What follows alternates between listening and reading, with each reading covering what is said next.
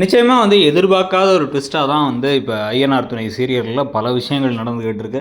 இந்த கல்யாண ட்ராக்ல சோழன் ஏமாத்துனதாகட்டும் நிலாவை, இதுக்கப்புறம் இப்போ பார்த்தீங்கன்னா தாஸ் அடியாட்கள்லாம் கூட்டு இவரை போட்டு தள்ளிடணும்னு கிளம்பி வந்துகிட்டு இருக்காரு.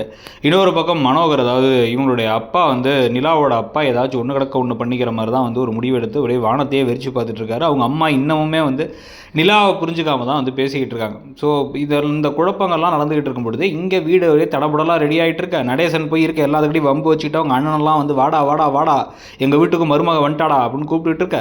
இதுக்கு நடுவில் என்ன ஆகுது அப்படின்னா, கார்த்திகா ஆரத்தி எடுக்கலான்னு ரெடியாகி நிற்கிறாங்க. அப்போ தான் பார்த்தீங்கன்னா யார் ஆரத்தி எடுக்கிறது அப்படின்னு அவங்க அம்மா தட்டி விட்டுறாங்க. எப்படின்னா இவங்க 2 பேரும் வந்ததுக்கப்புறமா நிலாவுக்கு ஒன்றுமே புரியல. என்னடா பொம்மை கல்யாணத்துக்கு எதுக்காக இதெல்லாம் பண்ணுறீங்கன்ட்டு. அதெல்லாம் உங்களுக்கு உண்மை தெரியாதுலங்கிறாரு சோழன்.